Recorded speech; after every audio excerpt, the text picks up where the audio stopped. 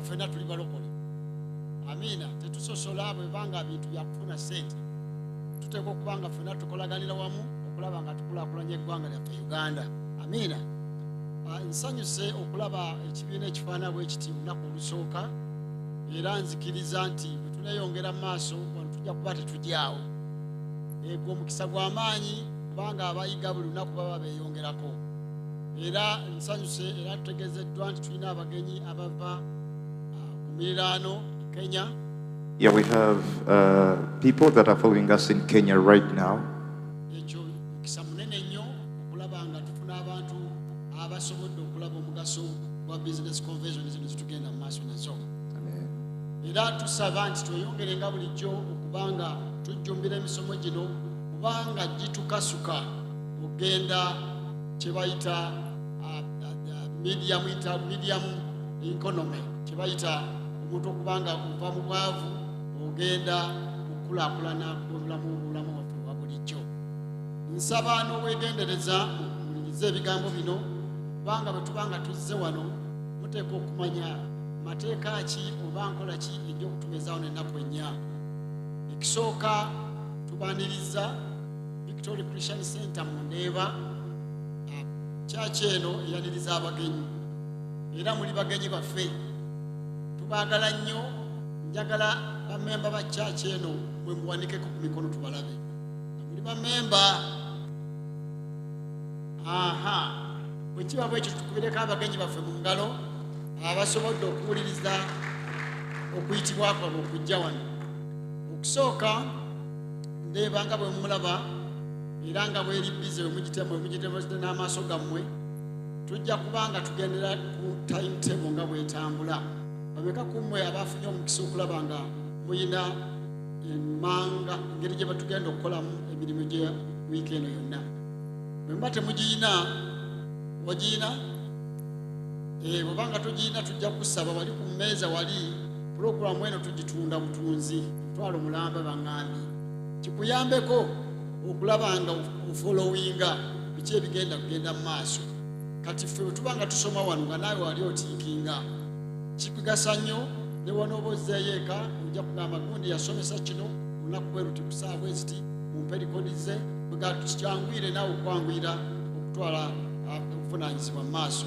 Okusooka twasobodde okujja mu ssaawa entuufu era n'ebigenze mu maaso okutuuka kano bwe tutuuse bitambudde bulungi.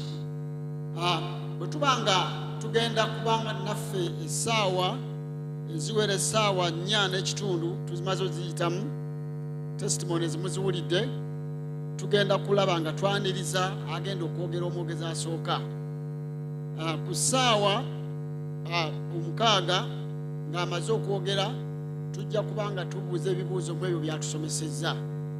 Emirundi mingi bwe tugenda mu class tubaako ne bwe tuwandiika, era nzikiriza buli omu yaweereddwa ekitabo n'ekkalaamu okuwandiika ebyo by'ayize ate ne byatategedde okubiwandiika okubanga abuuza omusomesa waffe ebibuuzo. Nja kusaba eyo kitwale nga kikulu nnyo kubanga bintu bingi nnyo bituyitako. Mu ssomero omuntu omwana ayiga obulungi abuuza, tujja kubasaba mubuuze temutya. Muzinda lubugo ojja kubuuza kyonna gwe tofaayo. Essaawa eyo ng'eweddeyo okubuuza tujja kuwummulamuko. Okuwummula kuno kwe tugamba nti omuntu oyinza okuba nga wazze naye nga weetaaga okwetoowolezaako sayidi eyo mu VIP. Tujja kusaba essaawa ejja kubaawo ey'okwetoowolezaako tube nga tugenda okufuna muli amaanyi. Kyemmanyi nti ekyo essaayimu egyo betuuse essaawa 6:30 tujja kubanga lanch hour. Ekifo kino kye tuli mu kanisa netusobola kuleka activities endala eza kyaki okusiŋŋama ng'ate naffe tukolaganamu nabo. Baatusaba era naffe netukikkiriza ti tayimu eba etuuse ya lanch hour essaawa 6:30 mwenna tufuluma ebweru ne tugenda ku kyentana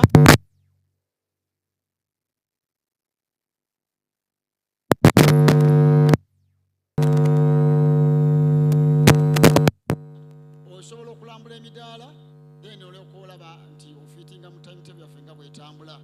Nzikiriza nti mujja kuba mufunye ekifo kirungi, ekifo biseera birungi okulwanga buli omu aganyulwamu mu kujja kwe wano.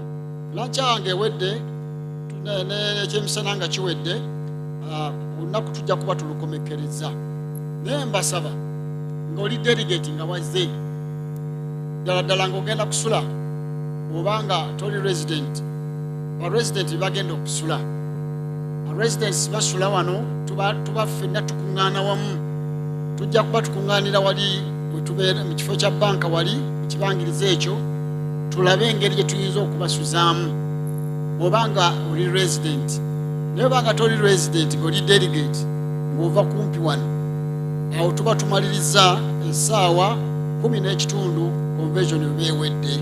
Oli waddembe okudda eka oba oli waddembe okusigala ku midaala ng'okyalambula n'okweyongera okumanya ekyakulesa okuyiga. Kati officially tuba tumaze, naye essaawa 12 tuba tugaddewo convention yonna. Kitegeeza ab'emidaala baba bazingako ebintu byabwe nga tewali bizinesi yonna, teri kulambula midaala kiro era abo bonna baba bataddewo byonna baba bizinzeeko for tomorrow. So nja kubasaba nti byonna nga bigenda mu maaso tujja kuba tubabuulira ekiddako. Time bwe beetuuka ya lanchi tujja bagamba lanchi etuuse, tuveeyo. Time bwe beetuuse ey'okudda munda tujja bagamba, oleme kubula pulogulamu yonna eyinza kubeera. Ekifo kyaffe kye twetewulizaako kiri awo wansi waggulu awo, abakyala n'abaami gye tubeera ne twejjanjaba. Then ebifo ebirala byawe osobola okutuukayo, naye gy'otosobola kutuuka nga tebakukkiriza towagaza mpaka togendayo, kubanga ojja kusanze nazze kuyiga byonna, kangende ne mu studio ngende. Si gye tugenda okugenda wano wokka bwe tugenda okubanga kwegazaanya. Mukama yeebazibwe. So mbaagaliza ennaku ennungi ennya gye tugenda okubeeramu nammwe, era nzikiriza tugenda kuganyulwa. Ogende osomese n'abalala. Hand zone kitegeeza nti gwe kennyini ojja kufuuka mukugu w'ekyo ky'obadde ogenda okuyiga n'ogenda okuyigiriza abalala, naawe ate era ofuuka ekyokulabirako. Mukama abawe omukisa. Twenzanye ssebo, tumukubireko mu ngalo. Ono ye vayisi waffe. Mukama yeebazibwe. Tukoze bulungi ssebo, weebale kuddamu kutuluŋŋamya. Ekyokuluŋŋamya tukiremeddeko kubanga abantu bangi bakolera ensobi mu bifo, ate ne babeera nga bagenyi baffe, ate omugenyi ne bamukwata bubi, ate n'atandika okugamba nze yazze okubakyalira ate weemutwe munkotte, kubanga wootagoberera biragiro ate obanga stranger. Mukama yeebazibwe. Praise the Lord. For the people that are following us overseas in the diaspora, please.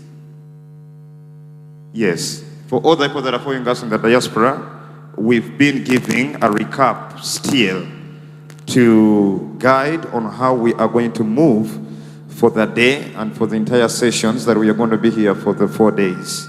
Praise the Lord.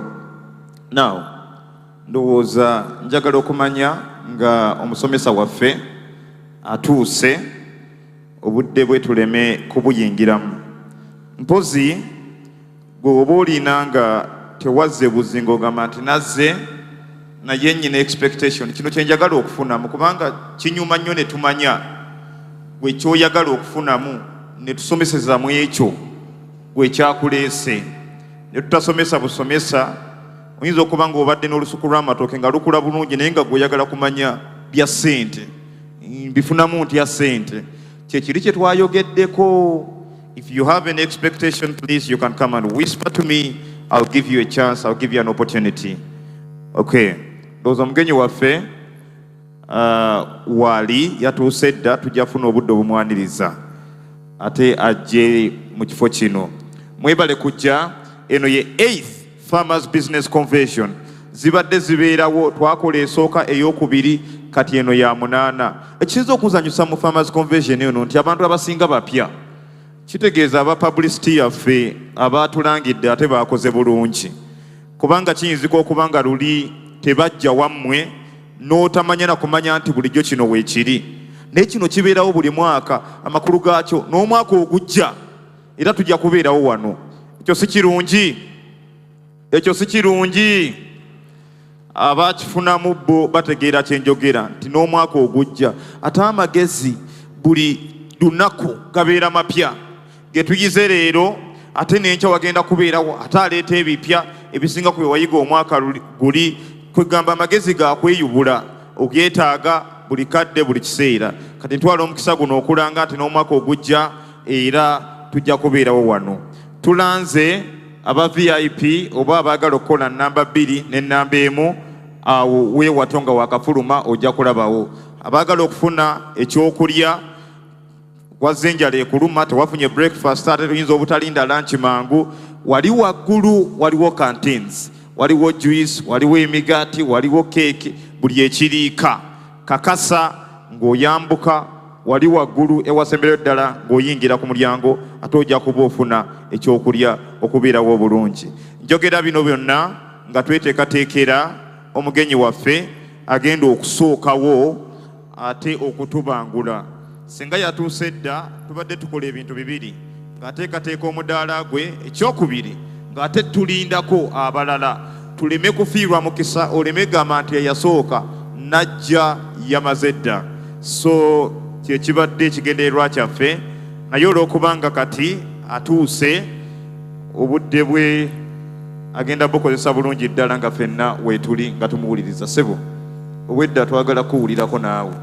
Yes, thank you very much. The teacher is already in the house.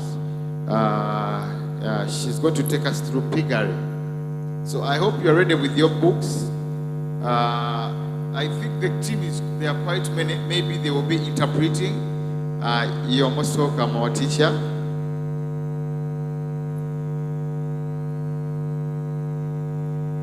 Yeah, our teacher, you're most welcome. Because within us there are people who do not understand Luganda, so I think you will be mixing so that they can be able to follow through. So you're much welcome. I'm going to be welcoming you in a few minutes, but these numbers you are needed, these cars you are needed. Omuntu avuga UAW lusanvu nkaga munana K. Genda kumpakingi osobola okuyamba n'omuntu avuga USA 3R naawe genda mupakingi osobola okubaako kyoyamba. So nkakasanga olina peeni olina ekitabo olina wowandiika ogenda kuwulira ebibuuzo byonna byagala okubuuza oyinza obutabibuuza kati nga basomesa biwandiike. Tugenda kuba ne Q&A wakati mu break slightly before the lunch hour. Omusomesa according to our schedule agenda kutandika dakika 3 okuva kati agenda kukozesa essaawa emu okutuuka ku ssaawa 6 kubanga tuba ne lunch hour mu kifo kino. So mu ssaawa emu kyemanyi ajja kuba atuwadde ebisinga era ate ajja tutolako ndowooza ne wali within the same session tujja kusobola ogendako wali tulabe. So tujja kufuluma ate tugendeko ne wali nga tumaliriza nga tugenda mu lunch hour. Bassebo ne bannyabo mbeera mulyaza amaanyi abo ntwala obudde obulala bwonna. Kimanyi mweteeseteese dda katuwanirize omukyala gwe bayita Nakajubi Esther wamu ne ttiimu ye. Let's welcome her. Bane tukube engalo paka watuuka wano. Bw'obanga oli embisi wandibadde okuba na nnyo okusinga awo. Awo ffenna tujja kuba ssebo. Awo ffenna tujja kuba. Ffenna.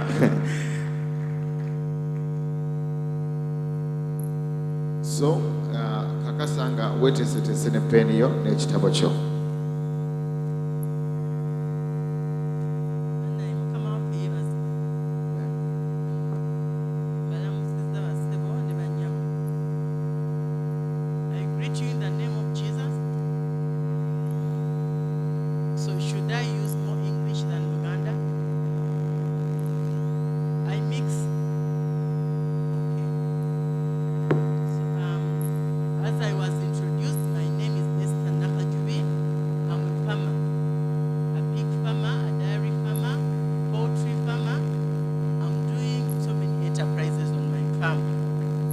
But in addition to that, I'm a technical person in livestock. My background is in veterinary sciences, but my specialty, I am an animal scientist. Thank you. So, Sanyuso Kubalaba. I'm going to handle you as farmers, but a technical person as well. I know the challenges you're going through as farmers. Maybe now that now at that level, my technicality will come in to help you to address probably the issues that you're facing as farmers. Tugenda kusoma Piglet production. I'm sorry, those I made so many challenges. It seems Satan never wanted me to present. I had made my presentation and my computer, somebody poured milk in my computer, the one I had. So it died a natural death. It's not natural, but it died. Then I got another computer. So yesterday I almost spent a sleepless night trying to redo the presentation. But then somehow the computer froze. I didn't know that it had frozen because it was a new one. So I got disappointed and disorganized. I'd made a few slides, then I decided to sleep very late in night. But surprisingly, when I was planning to come in, I opened it and it was functional again. So I don't know why, but I was not able to do my presentation and finish it. But nevertheless, we are going to train, we are going to study, and we are going to get knowledge. So ekyo tukikubiireko Mukama kubanga ekyamazima wabaddewo ebibadde biremesa oshuwa bibaddewo naye God is good. Omusomo gwaffe ogwaleero ogw'embizi, we are going to look at pig production planning, and then we relate it to economics. How can we gain from pig production? Gaining is the ultimate outcome, but how do we get there? How many of us are pig farmers? Can we show by raise of our hands? Pig farmers. How many of us are aspiring to become pig farmers?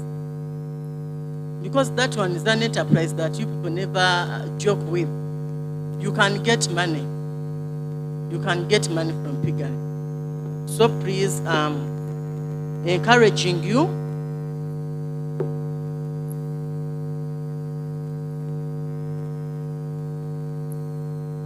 I may not show you the presentation because I was not able to complete it, but I'm going to use my PC and then I give you whatever. Now that I've introduced myself, let me start. What do you think pig production is? Before you go to any enterprise, it's very key or it's very important to know the definition of that enterprise. If you just venture into an enterprise, no take your money, a lot of it, minus even knowing the basics of that enterprise, what you should do, the do's and don'ts, then you're going to get disappointed on the way. When I asked the pig farmers to raise their hands, a few of you raised your hands, but I know you're more. Some of you have ever tried to venture in that enterprise and you failed, isn't it? So you know the reason is you failed. Probably in our training we are going to answer your questions. Pig production is a systematic rearing of pigs following scientific principles of management. That definition is scientific, but it's very clear.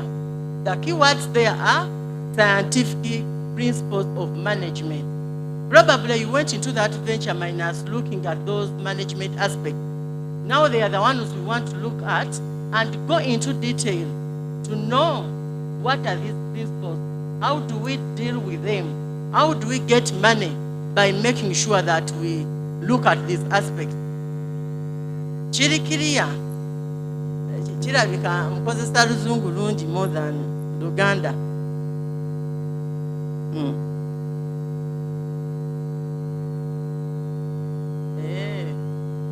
Ebankubya akama mu nsonyiwe nti nyongereko ku Luganda.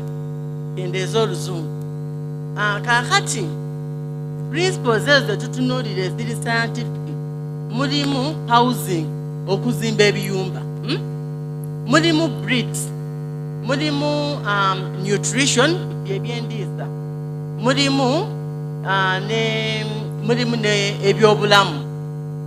Buli lw'oligenda mu mbizi n'otatunuulira bintu bino ebyo, bwe mbyogerako birabika ng'ebitono, naye bw'obigenda munda muli, y'ensonga ku lwaki pulojekiti eyo yabalima mwenna abaagigezaako. Kitegeerekeka. Therefore, katwebuuze, why do we choose Piglet as an enterprise that we should go for?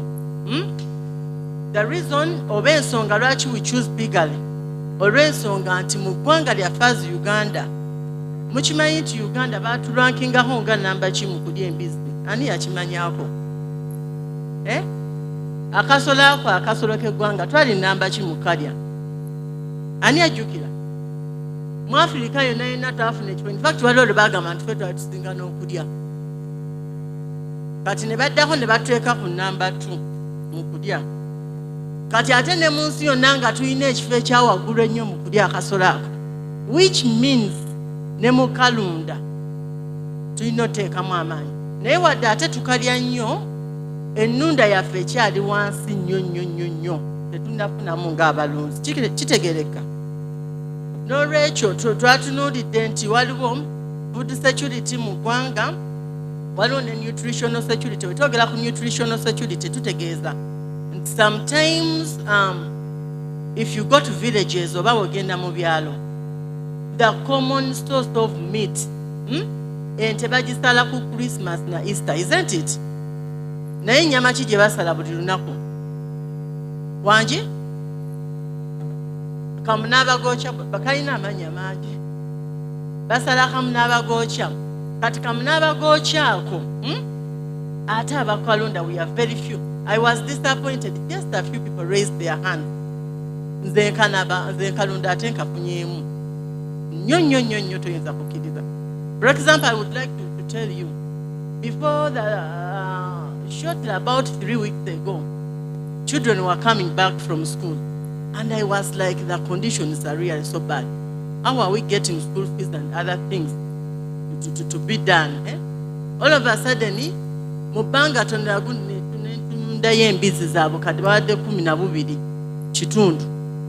Ate nno ziri mmeka? Tezisuuka n'2. Kaakati ezo sente ate ezo ne zigenda zonna era school fees z'abaana zaasasuddwa dda zonna mu mbizi. N'olwekyo if I stand before you to talk about Piglet, I'm a very proud woman. Sometimes they call me pig, but I don't mind. Because I've traveled all over the world. I've traveled in so many countries because of pigs. So I'm so proud of pigs. Sichirabamu na buzibu. Ate Piglet tugamba ye most potential source of meat production and more efficient feed converter. Maybe as compared to broilers. Broilers can convert feed. When we talk about feed conversion, kitegeeza emmere gy'ogiwadde, ability y'ensolo eyo okukyusa emmere eyo gifulamu ennyama, embizi ekwata kifo ekiddirira broiler. Mukitegedde? Kati which means bw'obeera owadde embizi, era that's why the pigs can grow very fast. They reach market weight at a very young age. Zituuka market weight at 6 to 7 months. A bat can weigh 130 to 150 kilograms. You get me? Because it can convert whatever you give it to eat. Kyonna ky'ogiwadde okulya ekikyusa n'ekifuulamu ennyama. Kakati bwe tugenda ku mbizi era twongere tugiyige. Why do you think we should do pig production? It's very important. If you're to do for somebody, if somebody is to choose between Piglet and poultry, I know kumanya advantages za buli kimu. Si kyekyo? Ani alunda dayale wano? Ani alina ente za dayale? Wali? Nze kanneewanikira okuba nzirunda. Naye, before somebody decides to go for dairy and not Piglet, they should know the advantages and disadvantages of each enterprise. Why do you think I would advise members all advocate for Piglet? because it's a good feed converter. Ekyo nkinyonyodde. Ekyokubiri, embizi, they can utilize the wide range of feed stuff. Nti esobola okulya amalagala, esobola okulya muwogo oba omugyeyo n'omufumbako. Muwogo oyo ayina kali akantu ke tuyita cyanide, kaba ka butwa. Naye bw'omukazi ako kakendeera, bw'omufumbako era kavaamu kati awo omuwa embizi zitaba na butwa. Kwega zirya ebintu bingi nnyo. Naye bye twalikoze nga leftovers, naye leftovers kasitaba nga tewadidde ennyama ya mbizi. Ate leftovers ezo zibaamu omunyo kasita ogudilutinga because we don't want to poison our pigs using salt. Embizi ezo ziri susceptible to salt poisoning. Zifuna salt poisoning. Bw'ogyerya emmere, omunyo gwe tulya mu mmere, bw'oguwa embizi gwaki? Gwa butwa. Mukitegedde? Kati eyo nayo kimu ku birungi lwaki tulunda embizi. Enkoko w'ogitera mu kiyumba n'egaana bw'otagiwa mmere ejja kufa. Naye embizi oba n'ebyokulya bye era esurvivinga paka lw'otuuka n'ofuna ssente zigula ki? Emmere. Kati ekirala, embizi zino ziri prolific. Prolific kitegeeza nti they can multiply very fast. Ate zirina short generation interval. Kitegeeza that short generation interval means that zizaala mangu. Zimultiplying very fast ate zizaala mangu. Embizi ezaala emirundi 2 mu mwaka. Ate kugenda okugwaho ng'eriggwako lya 3. Kakati lwaki enterprise ki eneekuwa ssente ezaala bwekyo? When we take an average of 10 piglets per litre kitegeeza buli luzaalo. Kitegeeza omwaka egenda kuwadde obwana 2. Ate nga mulimu n'ezizaala obusingawo nebanga esobola okuwa obwana 15, 16 ne 17. Kati bwe tutunuulira enterprise eyo, yensonga lwaki tulowooza eyo advantage over other enterprises kisingako. Kati ekirala era, we need the investment is not as huge as compared to other enterprises. If time allows, we shall look at the cost-benefit analysis. Tulabe nti oli bw'aba alunda embizi ateekamu ki ate afunamu ki. Kakati n'ebirala, ebiyumba, ozimba ebiyumba using the locally available materials. You're going to visit our store. Tetukozesezza bintu by'amaanyi, naye ate embizi zisobola okubaawo. Osobola okuzimba ekiyumba ng'okozesezza emitwalo nga 2. You know what happens? We Africans twesaasira. Do you know that? If you get a chance to travel n'ogenda ku faamu z'abazungu, osanga ng'alina embizi nga 15 oba 20, naye ng'alina omukozi omu naye ne mukyala we. Wadde bakozesaamu ku machines, naye abazungu beekolera buli kintu. Wakuyitira omukolere, ddala kiba kigaanye. Era the same slogan nze ngikozesa at my farm. I do everything. Ezo embizi ezo ze mulabaawo. I woke up in night nekuba abadde etonya ssaawa nga 9 n'entandika ne tutikka. Bwe twamaze ozitika, of course oddugala okola ki, naye nze sirina buzibu kuddugalira ku faamu. Bw'omala okuddugala ng'onaabako ng'oyambala. Kati ku mwenna senga sibagambye ani andaba n'amanya nti natiisa embizi. Ani andaba? Muli bondaba olaba nti nakonyeko ne ku mbizi.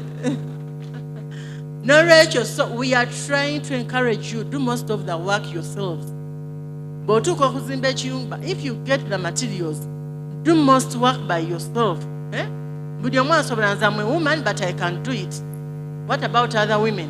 Ate mu abasajja, kuba mu ate mutusingako, kuba you men. So, ekyo kimu it's advantageous. The other issue is that pigs are known to yield more meat. They have a high dressing percentage. When we talk about dressing percentage, kitegeeza nti ennyama bw'otekinga live weight y'embizi, singa embizi ekuwa kilo 10, mu live weight ngeweza kilo 10, kitegeeza dressing percentage kyekitegeeza. Kitegeeza nti between kilo 65 ku 8 egenda kuba nnyama gy'ogenda tunda.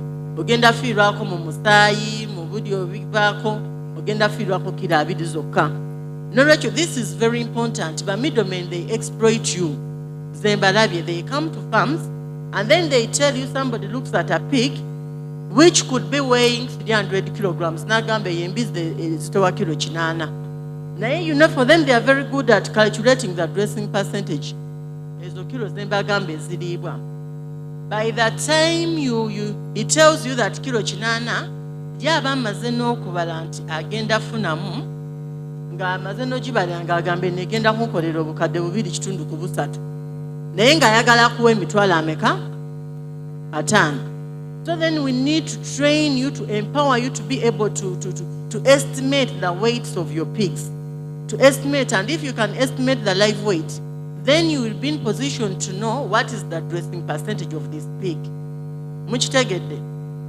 Dressing percentage nti eri live weight webe mpadde kilo bisatu neba n'ennyama mmeka kati kubala ku buli kilo 10 kuliko average je tracking ebera 71%. Buli kilo 10 nyinako 71 oyo mwami zagenda okutunda. Kati nawe bwoba omukyajinga mubalenga omubalirira. Mukitegedde? So temuwaayo mbizi zammwe zibasumbuwa ate ne muwaayo mpe. Kati n'ekirala ennyama eyo, ennyama y'embizi, it's very nutritious. Eyina amazzi matono, it has low water content and has got better energy value. Amaanyi gekuwa ne protein yayo ne fat eyina ekiriisa kinene nnyo nnyo okusinga ennyama emu endala gye tulya. Saagala kugyogerako. Ate n'ekirala ennyama y'embizi eyinamu vitamins ze bayitanga thiamine, niacin, riboflavin. Vitamini ezo mubadde muziwulira n'abantu tuzimira. Bwe mugenda mu pharmacies tebazibawa. Zibaamu. Kati gwe bw'oba toyagala zimira genda olye pooko. Gitegeerekese? Ejazikuwa vitamins. Eyo advantage. N'ekirala manure w'embizi akola bulungi okusinga manure w'ente. Saagala nnyo comparinga na units endala, okusinga manure wa units ezimu endala. Olw'ensonga nti embizi eno erya emmere entabule, ente erya omuddo oba embuzi. Omuddo guno microbes ezigukolako nga guli mu lubuto zitwala obudde bungi. Kati embizi engeri gy'erya akamere akatabula akalina protein akalina ebiriisa byonna, ne bwekola obusa bwayo bubeera bugagga ng'emmere gy'ekola ki gy'erya. Era ky'ova olamu abalima bw'okozesa manure w'embizi to fertilize, you get faster results, isn't it? Have you been keen oba temukifaako? Oba mumusuula busuuzi? Temumwagala? N'ekirala embizi ziyina different byproducts and one of them is fat. Of recent I got a gentleman who was looking for the breeds which can let down a lot of fats, eziteekako fats ennyingi. Purposely his interest is fat, is making cosmetics. Ebiziga abakyala bye mwesiize biza n'abaami beesiigako kubanga ogenda okola naye nga yeesiigako kazigoko. Kati biza okubanga ekyabikoze amasavu gye gaavudde. N'ezo sausage casings ze tukozesa ziva mu ki? Abalya sausage casings ezo, casing ke kakantu ke bateekamu kola bakagifuula bweti nga bwefaanana, nabo tubujja mu mbizi. Embizi ezo zivaamu insulin. Abalina diabetes, abalina sukaali, obulwadde bwa sukaali, that diabetes insulin gwe babawo okwekuba omu ava mu ki? Mu mbizi bamugyamu. Ate of recent nalaba nti n'emitima gyazo bagiteeka mu bantu. N'ekirala advantage, embizi zirichinga marketable weight at an early age. If you're to rear another species of livestock, you're going to take a long time before it reaches market weight. But for the case of pigs, just 6 months, the returns are already there. So it's very important that you people don't joke around nakasolo kegwanga. Kahati. So what do we need to do this? To rear pigs. We need housing, we need breeds, we need nutrition, we need health. Let's talk briefly about the housing. The housing, if you have a piece of land, you should get a piece of land in a place which is well water drained, which is not waterlogged. Tofuna kifo kiki chikola ki kirimu amazzi agalegama, funa awantu ng'amazzi gatambula bulungi. Kati bw'ofuna ekifo ekyo olina okulaba nti singa oba mu kifo ekyo bw'otunula w'ogenda okuteeka ekiyumba kyo osobola okwakisesinga embizzi zo n'ekiyumba n'okulaba ebigenda mu maaso. Ebintu ebimu bino bye bitulwaza swine fever atulemeseza embizzi, because okweka abamu tuyina omuze ogulowooza nti embizzi tuzikweka eri gye batalaba. Abantu bajja kulaba embizzi, si kyekyo, si kye mugamba ti abantu tebaziraba. Nga sente zizivaamu temuzikweka. Mulekerawo okweka embizzi. Era somebody was challenging us ng'abuuza, why is it that the butchers for pork are always hidden? Endala zirabika, eza pork tezirabika. No, we are not looking at religions, or we are not provoking religions, because we respect all religions. Now at least tutandike, let's value that animal. And the moment we begin valuing it, it's going to fetch us more money. Buli lw'obeera n'ekintu nga tokiteekamu value, nakyo kikuwa bwe kityo. Buli lw'oteeka value mu kintu nakyo nga kikuwa ki bulungi. Bw'obeera ogenda okuzimba ekiyumba ky'embizzi, walibadde olaba ng'olina a lot of water. It should preferably be constructed near a source of water. N'ekirala bw'oba tolina mazzi ago, harvest water, mumanyi okuharvestinga, agatanka. Then bw'oba ogenda ozimba ekiyumba ky'embizzi, you should avoid what we call drought. Empewo eyo ebeera ennyogoga ennyo. Waliwo embuyaga naye nga tenyogoga, wind nga tenyoga. But then waliwo eyo ebeera ennyogoga ennyo. Why do we avoid it? Because the piglets are born with very less fat. Obwana obuzaalibwa tebulina masavu. And they are susceptible to chilling. Chilling bufa obunnyogovu. Era embizzi esobola okuzaalira obwana nga 15 n'okeera nga bwakoze eki, bwafudde. Kati kikulu nnyo nti w'ogenda ozimba ekiyumba nawe olaba nti empewo eyo tejja. Bw'eba enejja, zimba ekiyumba kyo teekako ke bayita ka creep. Obwana obwo mw'obuteeka, teekamu heat source. Obwana obwo buleme oyinza okukozesa ensuwa, ate oyinza okukozesa waliwo ettala wabaawo amasannyalaze n'obuteramu ettala oba zibayita infrared kind of. Zirina heat emala. At least n'okawaayo heat wiiki emu oba weeks 2, kaba kamaze okuvumba. Ne weba wiiki emu oba okataasizza okufa. Kati n'ekirala era bwe tuba tulonda we tuzimba ebiyumba, olina okulaba nti waliwo olumu on expanding. Olina okulaba materials nti ziri readily available. Sometime of recent I hosted some farmers and I was very surprised. So for me, I use local available materials. And this farmer was telling me the poles I used, to him, where he comes from, the cost is 10,000. Where I come from, where my farm is, the cost was 30,000. You get me? So also look at the availability of the materials that you're going to use to construct. What we are trying to do, we are trying to look at economizing, to reduce the cost of production, not to get discouraged on the way. You get me? Tetwagala tugwemu maanyi, tintaddemu ebintu bingi nnyo, njagala nnunde nga ntaddemu kitono ate nkifunemu. Otherwise, bw'onoozimba ekiyumba kya miliyoni 2, ojja tandika okugamba ebibiri byange tebivangayo. Naye ng'ate nange azimbye ekiyumba kya miliyoni 3, nyenda kufuna sente naawe z'ogenda okola ki? Sibagamba nti muzimbe ebibi, muzimbe ebirungi naye nga mubifunamu. N'ekirala, know your neighborhood. Bw'obanga oli mu urban setting, use IMO. We know IMO. When you come to our stall, we shall talk about it more. You get me? And then, when we are roofing, pigs are not meant to be tropical animals. It's preferred to use papyrus. But however, papyrus is not permanent. So we resort to using iron sheets to roof. But if you are to use iron sheets, it's better you raise you raise the roof. You make sure it's raised. Or else on tetwagala heat is affecting.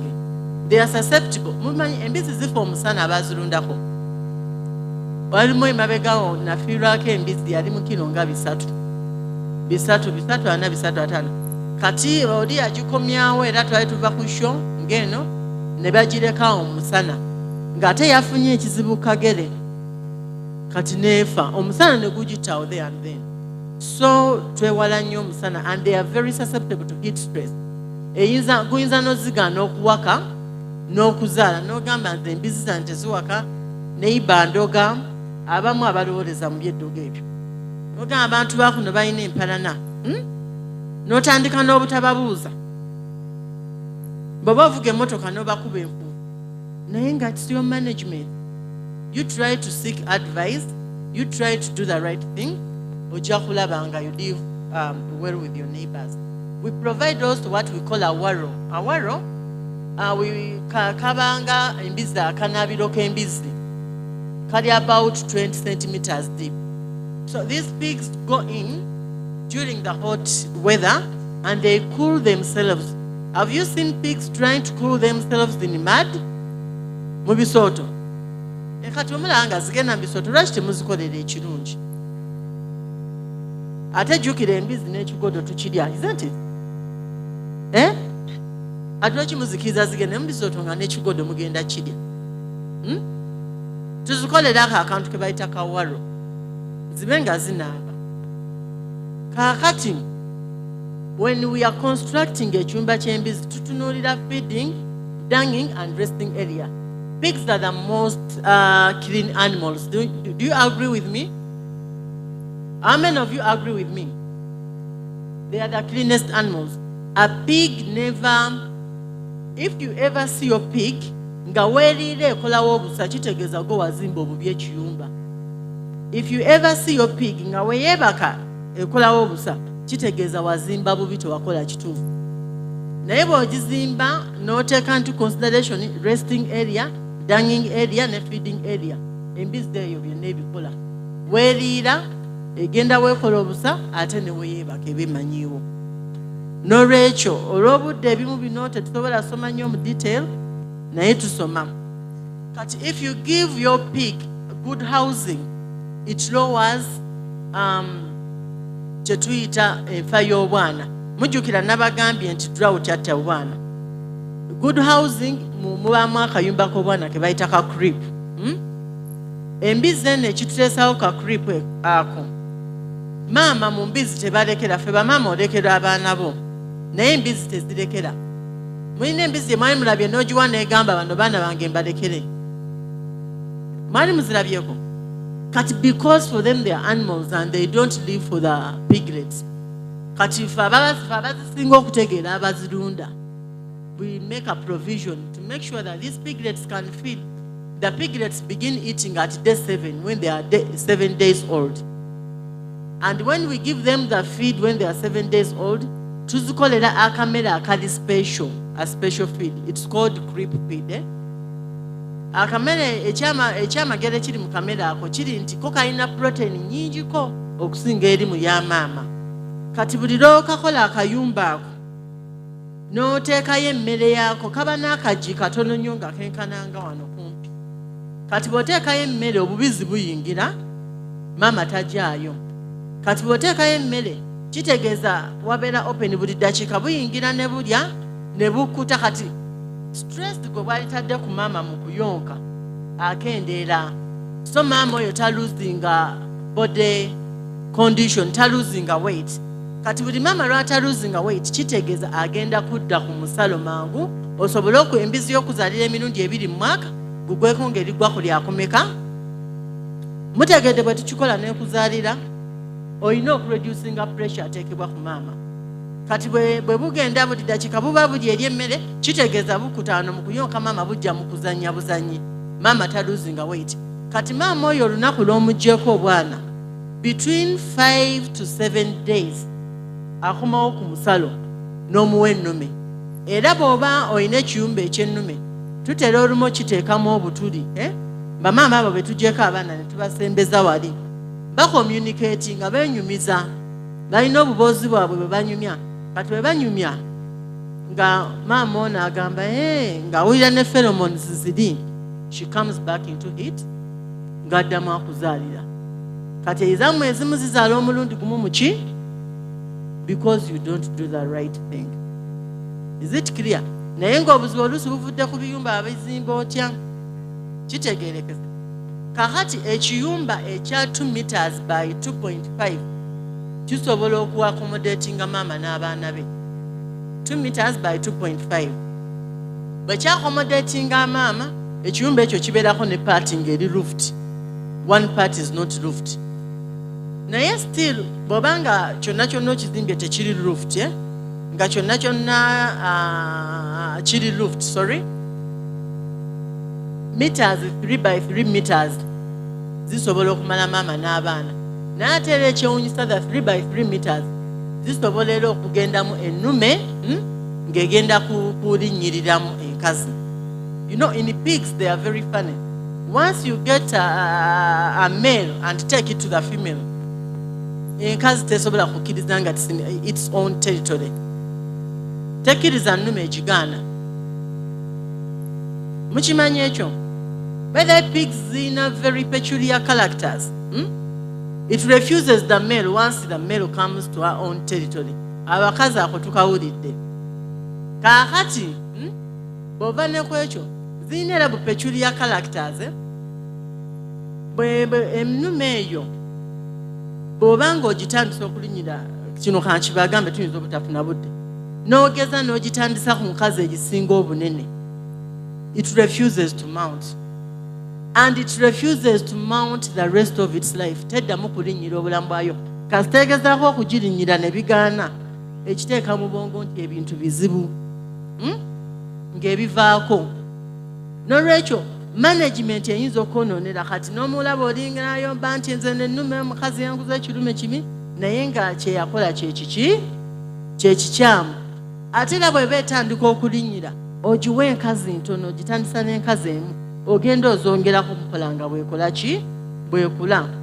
Kati bw'ogenda ozongerako, era sitira ennume eno y'emu, singa eba ewezezza ng'omwaka gumu ku gumu kitundu, ate esobola n'okulinnyira enkazi 6 mu wiiki.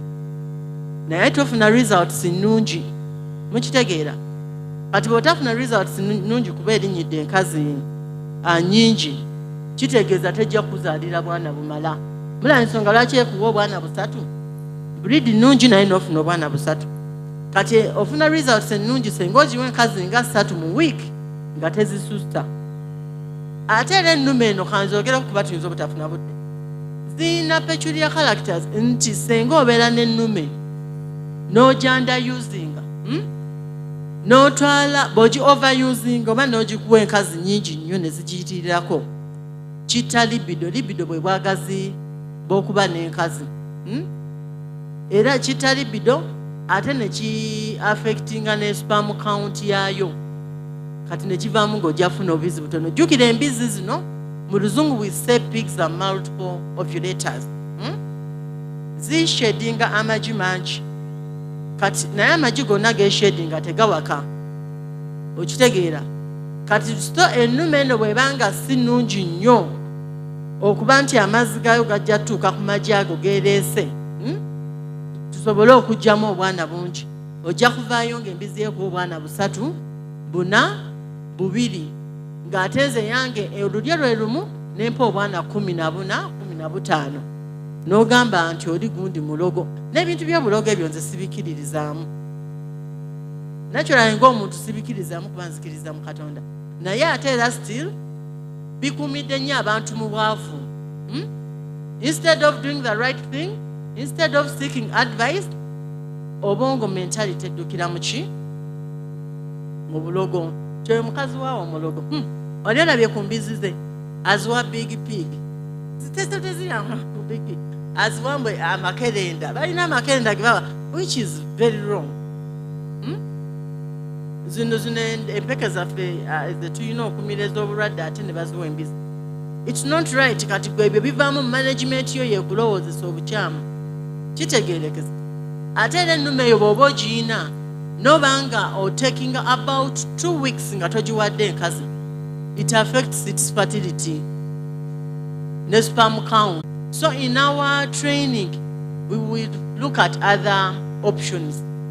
How do we move on? Aba farmers abali small scale or in a kasbidi togenda kuba na nnume. And ekizibu ekiriwo nti tuba n'ennume mu ku kyalo.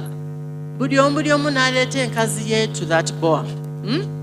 Kati bwe baleeta enkazi to that boa bye bisinza otusiiga swine fever.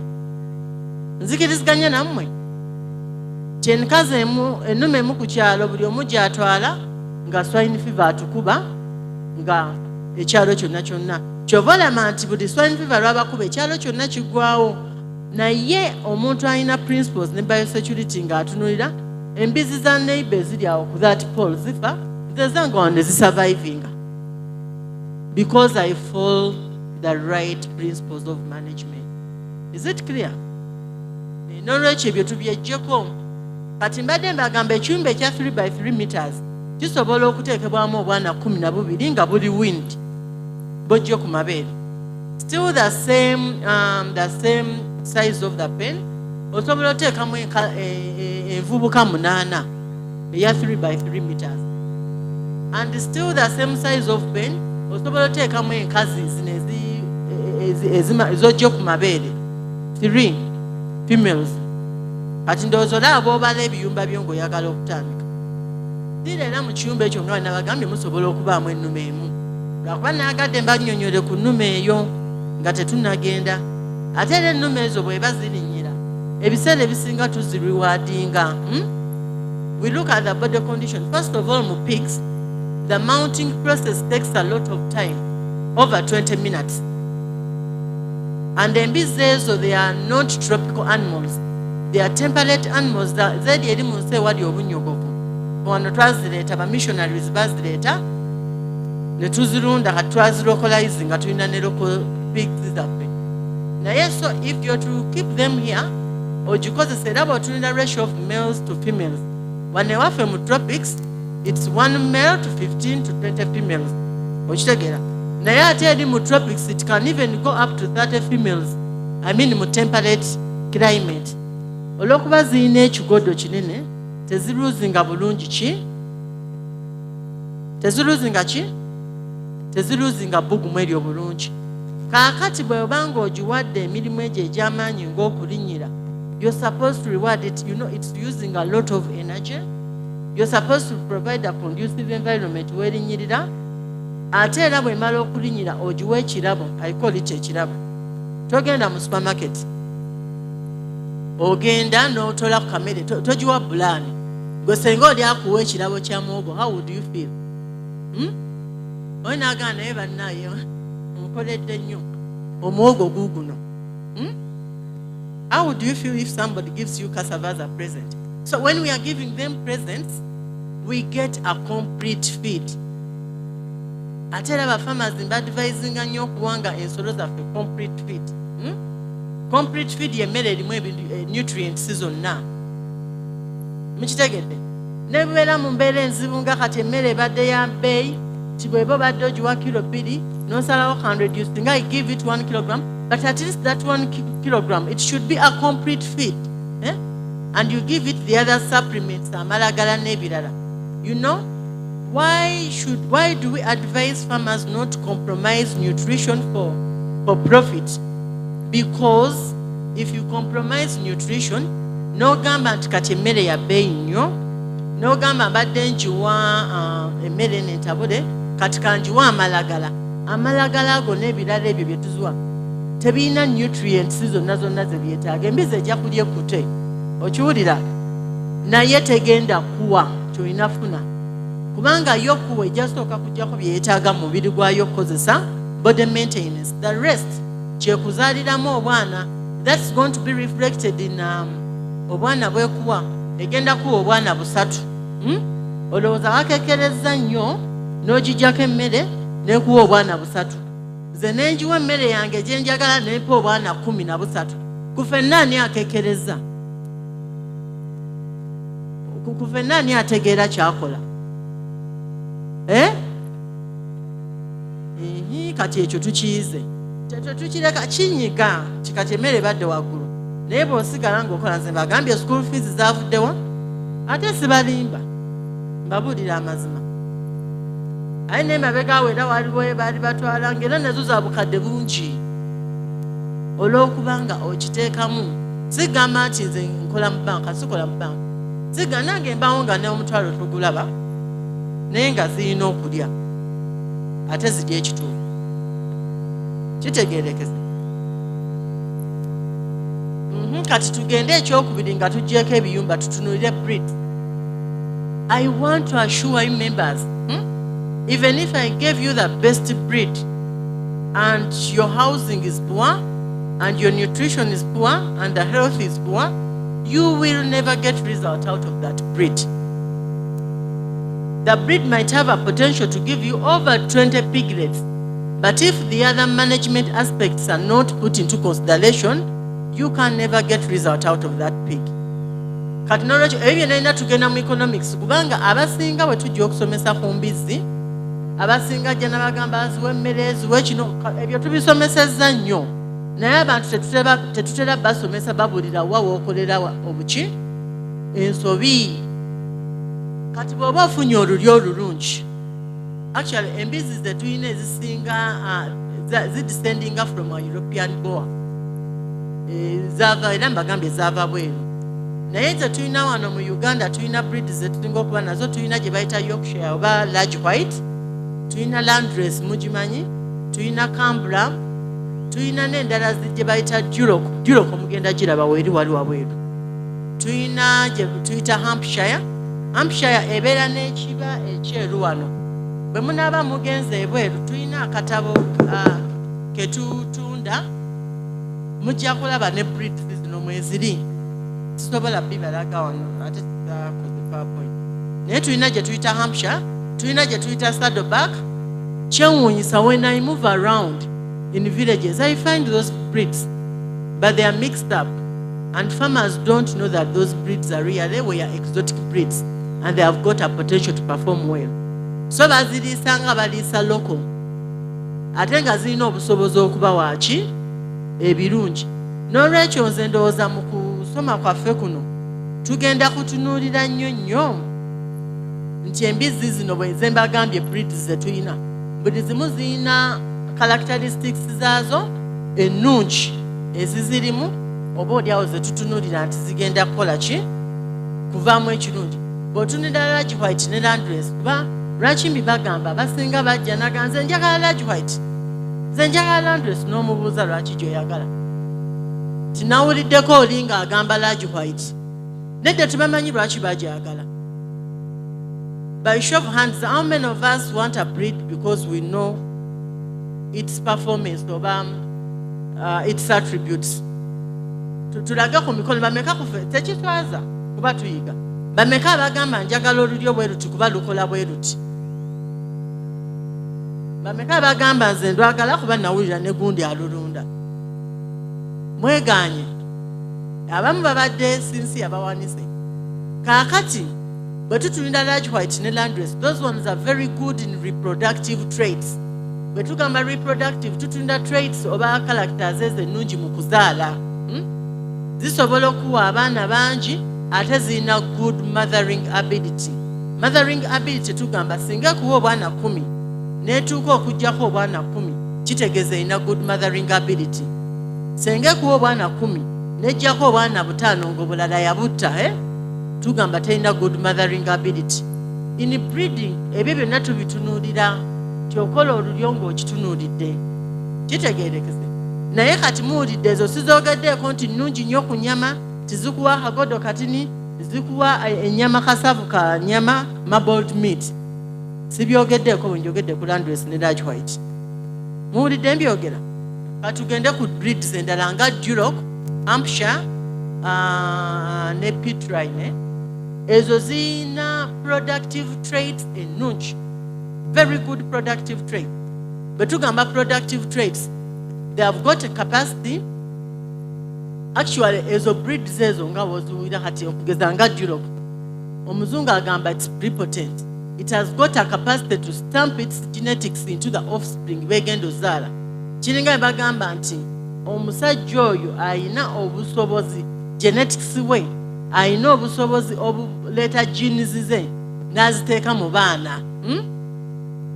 Ti genes ze zonna ennungi n'aziteeka mu baana. Kati breeding nga duroc ekiyina ekyo. Kati ate traits zaayo ennungi zirimu nti it can eyina good carcass quality, eyina ennyama ennungi ennyo. Eyina akanyama nga kali marbled, kasavu kanyama. Teteekako kigodo. Eyina good feed conversion rate, kiri kye twagambye okukyusa byeridde ne bifuulamu ennyama. Kitegereka? Duroc eyo era ekula speed nnyingi nnyo. Growth rate yaayo ya waggulu nnyo. Kati ekyo mukirabye nti tuzitunuulidde no mu productive traits. Munfuna tezibadde eri mu reproductive traits. N'olwekyo njagala okubagamba nti buli lw'obanga ogenda okulunda, manya olulyo lw'osaba n'ensonga lwaki olukola ki olusaba. Ebyo bikulu bye bitukuumidde mu bwavu twagambye economics, because tetulina that background. Lwaki kino nkikola bwe nti ate lwaki kikolebwa bwe kityo. N'ebirala mujja kujja wali ku store twongere tubayigirize. Kuba wano twabaawo obudde bungi. Kaakati twagala okutyumbula endyo. It's very key. Byemu ku bitukuumidde mu bwavu. Endyo ezo ze tuyina nazo gye ziri nnungi. Ne Kambula, actually Kambula eva mu large white Landrace. Kati bw'eva mu ezo ebbiri, yo baagikola in such a way nti ejja kuperforminga better than any of its parents. Ebeera n'omuzungu kyayita heterosis oba hybrid vigor. Kati yo bw'evaamu kuba bw'okulosinga, buli lw'okulosinga ekivaamu kikola bulungi nnyo okusinga ba parents baakyo. Bw'oba okulosinga olwakuba mu bantu tetubitunuulira. Naye mbadde ngenda kugamba bw'okulosinga Omuganda n'Omukiga. Omwana gwe bazaala ate oyinza okwesanga mugezi nnyo nnyo, kugamba alina ebirungi okusinga ku bazadde be baki. Sibagambye nti mugende mu crossing. Muyinza oba ne mugamba nti nagenze ne bagamba mwe crossing. It's okay if you want to cross. Tekirina buzibu. It's very normal. But naye mbalaga nti kirina advantages. Kaakati mu crossing mu mbizi, what are we going to use? Tugenda kukozesa kye bayita artificial insemination in pigs. Artificial insemination is the technology that is used to foster improvement of genetics, improvement of breed. Tugambye breed improvement. We want akabizi kali kobadde olunda n'okalunda emyaka 3 ne kakuwa kilo ne kakuleetera emitwalo 3 oba 4 nga n'akabizi akata akali wano bakatunda emitwalo 3. Kati twagala tukujja mu mbeera eyo. Okay, goboga nsigenda gula kana 3 naye osobola okukozesa artificial insemination n'oinseminating ako ne kakuwa abaana abanaakola obulungi okusinga maama waako. Kyekiri kye mbagambye kaperforminga better than its parents. Mukitegedde? Kaakati olwaleero tubaleetedde duroc weeri wali, tugijjako semeni oyo tumukozesa reproductive traits ezo neziteeka mu baana. That duroc is imported. Kati olw'ensonga lwaki tezibaawo buli omu ajja kwagala duroc, but we import and it's very expensive. Not everybody can afford. Okitegeera? Kya bbeeyi nnyo, naye naawe atakyafoodinza ate ofunye semeni owapiwa duroc. Kiki ky'ofiiriddwa? Kibaawo? Kuba buli omu, by the way, when you're starting farming, you start small and grow. You start small and do what? If you want to start big, ola this church, if you're to ask apostle, ajja kugamba twasookawo biwembu. Era oli bw'ajja leero tayinza kukkiriza nti baasulako ne mu kiwembu oba baasabirako ne mu kiwembu. N'olwekyo, if you want to get where you want to get, start small, but don't hesitate starting. Clear? Kaakati bwe tunajjamu abaana abo mu artificial insemination, tujja kutunuulira ki kye twali tunuulidde nti gwe bw'oba osobola okubeera ne bowa. Jjukira nabagambye bowa noyinza okujandayusinga. Do you remember that? Kuba emala weeks meka terinyidde ku mukazi. You can either underuse it or overuse it. But trust me, most of the Ugandans keeping boas, we underuse them. we don't have the ratio of females that is recommended. So when we underuse them, their fertility ability goes down. The sperm count goes down. And then performance of a power. Tulowooza nnyo nti obwana embizi bwekuba buli ku maama. Nedda. Buli ku bazadde bombi maama nani? Ne taata. Kati performance ya bowene eyinza okuvaako ng'embizi eyo ezaala obwana butini. Era bw'obeera mu faamu kati nga faamu ezimu ezaffe oyinza okuba n'ennume nga 3 naye nga you cannot ennume eno etuwa obwana bwe buti, ennume eno etuwa obwana bwe buti, ennume eno etuwa obwana bwe buti. Kiri kiriya. So then we want to know tukoze tutya okulaba nti tufunamu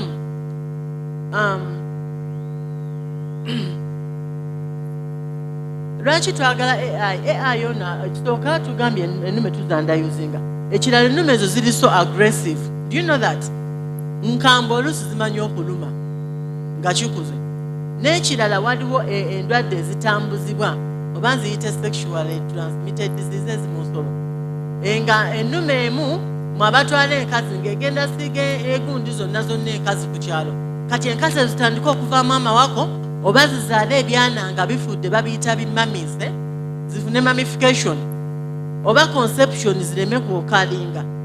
Ennume egirinyire naye eggwako terikwata ogizaayo nga zivudde ku ndwadde olw'okuba mukozesa ki ennume eyo. Katulowooza AI ajja tuyamba n'okugyawo ebintu ebimu ebifaanagana bwe bityo. Kakati still in the same regard, even the feeding cost, remember the cost is so high. Kati bwe tugamba nti lwaki oliisa ennume eno, olina okumanya oba ennume eno gyesonyiwe, ndiise enkazi nga ziwera naye nfune amazzi nkole insemination. Ate insemination w'embizi si muzibu nnyo. Eventually as we go on, even you farmers will learn to inseminate and you just buy semen. You get me? You inseminate for yourself, for yourselves. Nobeera ng'osobola okwewakisiza embizi yo kiriko ki? Era tujja tuuka tuba training mujja kuyiga muwakisa embizi zammwe. Ekirala budde bwaffe oba butukola bubi. Bw'oba yagala AI yonna abeere successful. Some of you have tried AI but it has not been successful. So if you want it to be successful, what do? Okola kye bayita proper heat detection, okulaba omusalo. Tukikola emirundi 2 mu lunaku. Tukikola ku makya n'olweggulo. Omusalo ogwo tugulaba tutya? Obubonero bw'omusalo tubumanyi. Ebimu bye mutasobodde funa wano musaba mujja kujja bweru mu biyige kuba kati obudde buyise tupapa. Ekirala ky'olina okukola osobola okuspeedinga up the onset of heat. Osobola okukaka enkazi zo ne zijja ku musalo. Tukikola tutya? Bwebanga ebadde n'obwana bw'ogijjako obwana bwoti. The moment you win onojjako obwana n'obutwala n'obugijjako, maama oyo kyalibadde na beta maama gojjawo, kimuleetako stress and pity revenue, and that stress forces her to come into heat. Mukitegedde? Eyalwawo naye kati abamu osanga ekyana kiri mu myezi 3 kwegamba n'omuganda naye goli mu bizinesi n'agamba yenze musawo bannaye, n'agamba musawo nze nkubuulire ekyana bibeera awo nga n'omuganda nedda ofiirwa kati n'omulaga engeri gy'afiirwamu. Ekirala tuinducinga kye bayita standing reflex. Nakyo kispeedinga onset of it. Kati bwe tuinducinga standing, I mean increasing successfulness of what? AI. Okuinducinga standing reflex ebiseera ebisinga omusalo gw'embizi kyanaku nti tuyina obudde butono guba muwanvu bwe guti gwiriko essaawa nnyingi guyinza omala ennaku nga 3 naye essaawa eyo yonna gye gumala tebeera productive. Guyinamu ka time kali awo wakati nti bw'owakisa embizi ku time eyo embizi eyo ekwata, ate era bw'ogiwakisa ka time ako ekuwa abaana bangi. Singa nkeera n'engiwakisa nga gukyali eno, kitegeeza ngenda kuwakisa spams zigenda kubeerayo munda. Bwe zinaabeerayo munda kati zitandika okufa ng'ate eggi lino terinatuuka ku time kwe lijjira. Kati amagi gano embizi egenda ogareleasinga amagi nga spams ezisinga zikoze eki? Zifudde. kati gajja amagi nga mangi malamu nga naye busupamu buliwo busatu bumekanga bwe busobola okuinsaminatinga bwe busobola okuwakisa kati kivaako embizi zammwe bazaalira obwana obutono era newe mukuba mukulinnyira ennume gye mutwala bw'ogitwala amanga ennyo ne bagiwakisiza wano gwe n'ogijjayo n'ogizza ewaka kati kivaako spamu zizifa egenda okutuuka okujja mu ovulation mu standing reflex nga spamu zizafudde ddala ng'ate amagi gazze era nda same way singa ngiwakisa ng'ate eyise mu standing reflex mu katayimu kali nja giwakisa spamu zino zigende okuyita mu process zaayo zijje ezo nga z'amaanyi naye zisanga ate ng'amagi gakooye gafudde kati zisangewo amagi matono jjukira nabagambye embizi zireeta amagi mangi naye si gonna nti gabeera fertilize kiri clear n'olwekyo its key kati bwe tuba twagala successful AI tuinducinga standing reflex gwe kennyini oyinducinga ofuna ennume ani gwe nsobola okukozesanga ennume sebo nsonyiwa kankukozesenga ennume kankukozese kati ono yennume yaffe jangu wano kati ogenda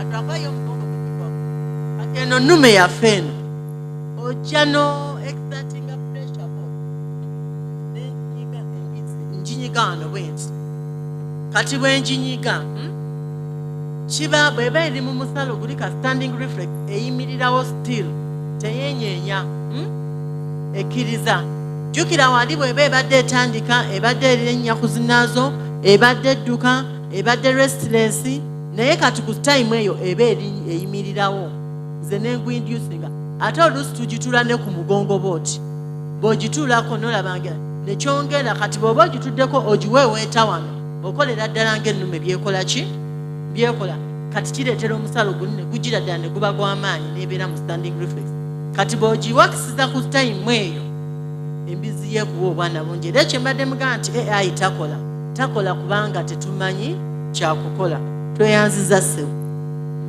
naye temutuuka ebwalu ne mumugamba mbizi yaffe temumuyita embizi yammwe bannaye obudde bulowooza tebugenda tugwako kati era okuimprovinga AI tukozesa kye tuyita AM/PM rule. What does it mean?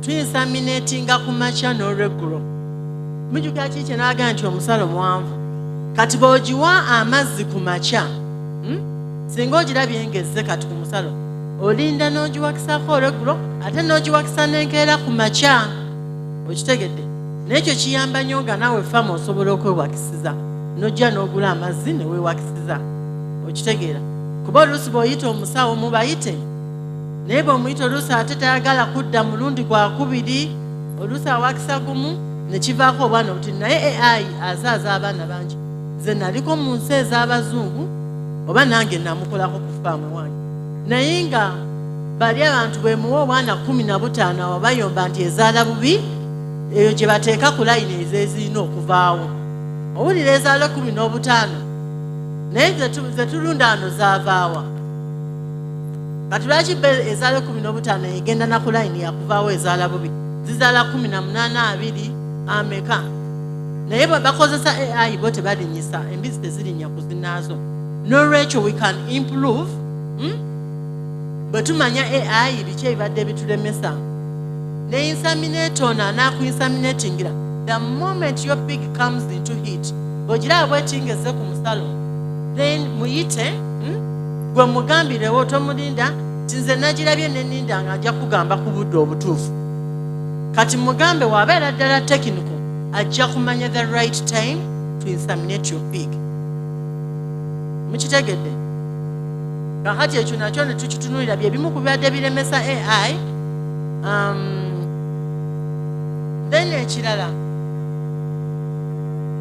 nakibanyonyodde tokola insamination ng'obudde bukyali nnyo oba nga buyise nnyo ebyo ebimu ku bigiremesa bw'oba oyagala successful AI okola ku right time kati ekirala era tukola ne kye bayita heat controls embizi tetugikuba mukono muntu mwali mulabyeko nga bakuba omukono mu mbizi tetukuba mukono naye tukola kye bayita heat control after 21 days ng'ogiservinze ogiobservinga bw'etadda mu musalo olina okuwandiika records are very key kati b'oginsaminate nze owandiika n'obala ogenda kalenda oba tomanyi bibala n'ofuutizaako ennaku paka 21 lwe lunaakoma kati otunulira ku nnaku 21 olwo ennaku 2 okusooka nga terunatuuka ne 2 esembayo bw'etadda mu musalo kitegeeza embizzi yasala yawaka kati era ng'oddamu obala ennaku 21 ng'okola second heat control naye ennaku zino waliwo ne tekinologi bulinga bu HCG bwe bakozesa okukebera embuto ez'embizzi ezo naye olina okugiraba ng'ekola omusulo togenda n'oyoola mu kiyumba oyinza oyoola ogw'endala andesi oba n'oguyoola ate nga tegukyatukolera bulungi n'ekirala reduce feed given to the female after service ekimu ekigaana embizzi zaffe okuwaka n'ogamba AI mubi AI bannaye embizzi eyo olugiwakisa bweti emmere gye tugiwa tugisala kasita ogiwakisa n'ogiwa emmere nnyingi conception oba omwana oli okwetonda tekijjaawo it doesn't occur the conception doesn't occur oba omwana oli okwetonda mu lubuto emmere eyo gy'omuwadde nnyingi eremesa omwana okwetonda n'olwekyo bwe tumala ogiwakisa tusala emmere neweba ennume ng'egirinyidde tusala emmere gye tugiwa okumala ennaku nga 2 then ne tuddamu ne tuddayo ku mmere yaayo kitegeerekesa ate bweba enkazi nga tennawaka naddala envubuka ate twongerako ku mmere gye tugiwa ng'ebuzaayo ng'ennaku 10 ewake n'erisobola okuleeta amagi mangi nnyo okuba gyekoma okuleeta amagi mangi ye chansi y'okuzaala obwana obungi kiri kiriya bannaaye bibadde bikyali bingi okusoma naye ndowooza tetusobodde soma ku nutrition ne cost benefit analysis naye mujja tulumba wali ku mwoleso mwogere okumanya bingi twagala kuyingira mu saa zino zikonye 6 zennyini zebatuwadde time management kikulu tweyanziza naye tuba n'emisomo ebintu ebyo byonna bye tusomesezza akatabo sibikonyeeko n'ebirala biyitivu this book we said it's very detailed and kafama mu lulimi fama lwategeera kwegamba oluzungu oluli simplified for a farmer kalungi nnyo nnyo nnyo mujja kuyitako ku sitolo tukalina tukatunda ate n'ekirala era tuba n'emisomo oba nammwe mutegeka omusomo ne mugutegeka ntubabwira mujja tufacilitatinga we muti tujja ne tubasomesa oba tuba n'emisomo ku faamu yaffe mukuba essimu eri 07 ate mbadde temunzijukiza gibawa 0772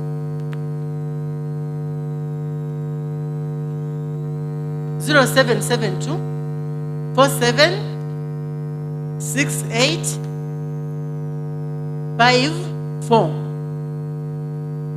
54 endala eri 0704 93 66 eri 66 eyo 42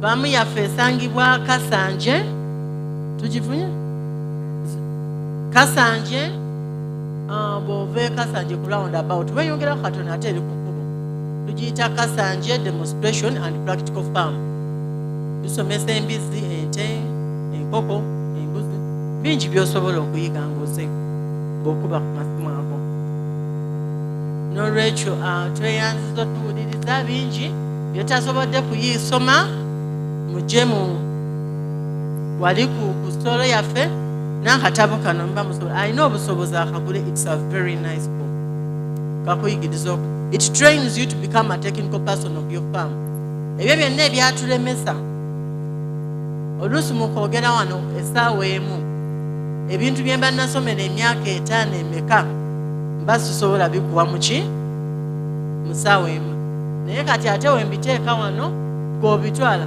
nze ekirungi kyange nze amagezi sigakodowalira nagafuna kugagaba ate buli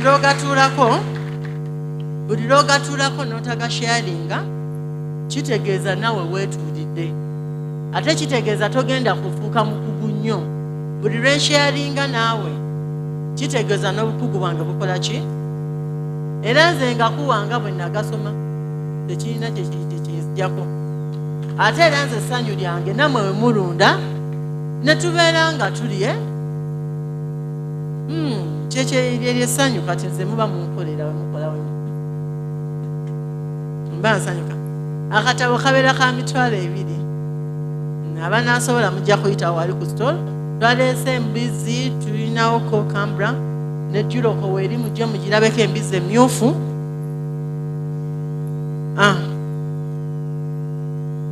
Nutrition nakigenderedde omusembyayo kuba buli ajja gwasomesa. Nenjagala tusome bino oluusi ebibalemesa n'ebirala bingi nnyo. Sebo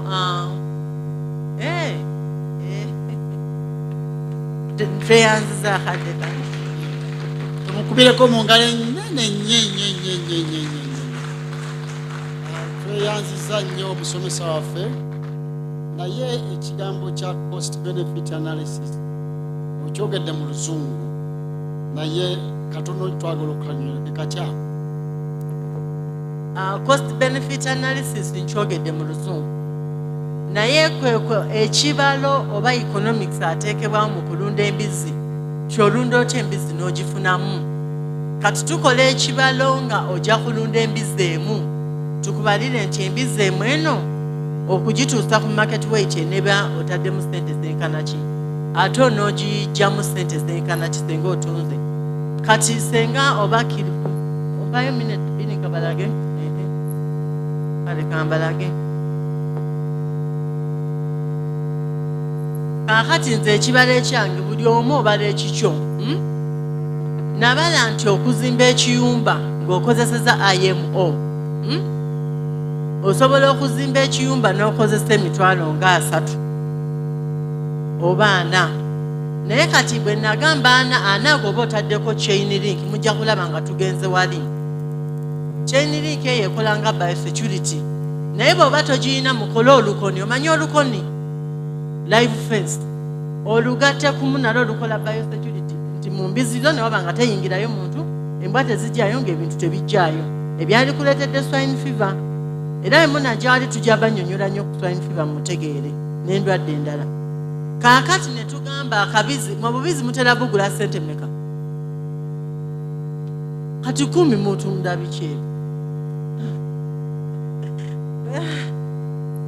Kale katugambe kati oguze akabiziko 10 tujja kugenda kwezo 10 nazo ssente n'oziteeka wa ebbali nti akabizi kange nkaguze emitwalo 10.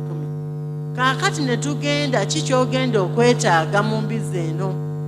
Embizi mumanyi kyekisolo ekitalwala, tukola ze tuyita preventative treatments, okugema olukuku n'ebiwuka. Si kyekyo embizi ogirunda n'otuuka n'ogijjawo nga togikubye ku ddagala ddala okuggyako okugema. Nimbye yemu ku nsolo ezitalwala. Kati nenjibalira nti bwe netuukira okuzaala singa okozesa emitwalo 7 embizi emu. Kati neŋŋenda neŋŋamba nti embizi eno yeetaaga amazzi mangi.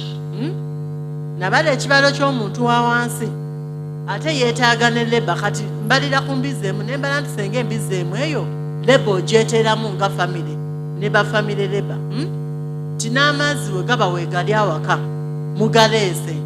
Ekidomola embizi emu ekidomola kimu olunaku si kinene nnyo, mukitegedde. Kati nembala nti bw'oba ogenda giwakisa kuba embizi emu tojja kuba na nnume n'okozesa artificial insemination, kaŋŋambe technician akukyajinze kinene nnyo ne bwakuggyako emitwalo 10 ke kabizi nga bwe mukakoze eki bwe mukoogedde. Kati era nembalirira neŋŋamba tutunuulire emmere. Embizi eyo okuva ku myezi 2 w'okagulidde, nze nabaze nti okaguze ku myezi 2 paka ku myezi 7, singa buli lunaku tuteekiza average of 1.5 kilograms ez'emmere zegenda okulya, n'obala ennaku ezo ezigenda okubaawo 150, n'obala n'okubisaamu emmere, tuve kati ku mmere ke yeekanamye. Naye ne tubala nti buli kiro y'emmere tugibaliridde ennusu 9, ng'ogitabudde weetabulidde emmere yo togenze guleri. Embizi eyo bweneetuukira okuva ku myezi 2 paka myezi 7 ejja kuba ekulidde emitwalo 20,115. Ate nze mbaze nga sitaddemu kukozesa ziri supplements, mukitegedde. Mbaze nti senga oba ogiwa complete feed yokka. Naye kati gwe bw'oba tolina busobozi obwo buyitiridde n'ogamba mu kifo kya kilo bweziti oba 2 kanjiwe kilo emu oba emu kitundu ebirala nkole supplements ziri. Kati era oyongera n'okekereza njagala omuntu wa bulijjo alabe engeri gy'aba abaliriramu embizi ze. Kati ne tubala tuti gwe bw'oba ogenda kukola fattening, komaawo twala otunde ofune sente zo. Kati embizi eyo bw'oba okomyawo ku fattening, embizi eyo eba esobola okuba nga ekuwa kilo 13 ku 150. Kati kilo 13 oli ne bw'aba akuseera nnyo n'akuwa emitwalo gyo 80 ku 9. Mwe mujja bwe mbagamba nti abamuwakana, naye nze ne mba nzitunda ku endi eyo ezange zimaze ozaala zitundira mu kakadde kamu kitundu, ate ne bazitwala kuba ebeera nnene. Kakati bw'akuwa ssente ezo, singa oba eyagala ezaale ne twongerako ennaku 14 the gestation period, kuba ku myezi 7 kuno kwewakira, kitegeerekese. Kati n'ogatako ennaku 14 mu nnaku 14 embizi eyo n'obwana bwayo bujja kulya emitwalo 2,156. Kati bw'ogatta busente buno bw'obugatta bukozesezza zonna, obeera ofuna ez'okuzimba ekyumba nakiggyeko kuba eyo fixed cost saakigaseeko, obeera ofuna emitwalo 6, ate nze zange nabalidde waggulu emitwalo 6,227 ng'ogizunze n'ezaala n'abaana. Naye bw'eba ekuwadde average obwana 10 buli kaana ka mitwalo, simanyi oba ffe obwana tubutunda nabalidde ku mitwalo 15, nabalidde ku bbeeyi eya bulijjo, kuba ffe kati obwaffe bubeera mu mitwalo 28 n'asatu. Kati nabalidde ku bbeeyi eya bulijjo mitwalo 15, tuoba ogiwadde kakuwadde obwana 15 mitwalo 15, ze sente mmeka? Ke kamu ekitundu. Kati bwekuwa kamu ekitundu eyo, maama n'oba toyagala musigaza, jjukira yakazaalako oluzaalo lumu asobola okuzaala enzaalo 8, n'omuguzi oli fama agenda okuzaaza naye n'amukuwamu kamu kitundu. Lwaki? Kuba ffe ne girutisi zaffe webanga enkazi envubuka olugwamu bweteggwako tugitunda kamu kitundu ate nga kubagitwalira, kuba oli abeegenze muzaalira. Kati n'oyo maama mubalidde kamu kitundu, ate nga oli aba akusobodde kuba kati yazaala nako. Okiraba si bwe bukadde 3 bwe tuvudde nayo, bwe bukadde 3 mu emitwalo 2 bwe tuvunye mu mbizi ki? Lwakuba wano mbibala siina Philip Chat bibalebalira, naye mwali kirabye nti kisoboka. Kati 3 mu emitwalo 2 bw'ojjako ze wataddemu n'osigaza amagoba obukadde 2 mu emitwalo 57 ku mbizi ki? Emu. Naye bw'oba olina embizi 5, ffe mu Uganda embizi 5 tukitwala kisolwedde commercial. Fama yenna alina embizi 5 tatuwaniza commercial fama ne Uganda. Mukitegedde? Kaakati nkulaga mwewe mbagamba nti nafunye obukadde, nfunamu obukadde obutuuka ne mu 2. Mbufuna ntya kuba bino byonna mbibala. Mukitegedde? Emmanya newe mba ntunda mmanya value y'ensolo gye nkuguza. Kati olw'okuba ffe tetumanya value gye tutunda, ne batuwa ssente mwami ono zaagambye emitwalo 10. Naye kati n'abantu abalina embizi zino ze tutwala nga lokoloko tebakyazitunda ssente ezo. Kitegeerekese? Ate nga nabalidde ku kosti ey'omuntu owaffe owa bulijjo nti gwe omukyala alunda embizi ye eri emabega w'ennyumba n'ogirunda, temuddamu siba mbizi ku miguwa. Bannaaye ebimu mutulumba eri, naye temuddamu siba mbizi ku miguwa. Sebokeeko weyanzizza nnyo, ndowooza mutegedde obanga okola ekintu balirire obalira bwokikola, naye ffe ekitutta tutunda ekintu kubanga obwetaavu obutwaliriza n'otunda embizi yo kubanga olina okusasula sukulu fees iweddeyo emitwalo 3 y'emiliyoni n'okitunda 3, tokositalinze kiki wateekamu ekyo. Tweyanza ate sinnakuta lwa nsonga nyina eddakiika nga 15. Tulina ebibuuzo yogera gy'oli oba tosobodde kuwandiika, then obenga yes obenga kwegamba tufunamu yangu ya wali Moses. N'omulala bwe weteekateeka oba tosobodde kwogera funa wowandiika kapula akatabo kyakayina omusomesa waffe abidde. Thank you so much, the presenter. I want to appreciate your presentation. But I have a question to present before your table. In these economic times where times are very hard, The fact is that most of the pig farmers are out of business. Just because maize bran initially was bought at 500 shillings a kilo. But currently, maize bran at the market price is at 1.5. Maize bran current now is 1.5 a kilo. Then the mixed feed is 2,200 to 2,500. But the result or the price of the pig, which is now ready for the market, has remained the same.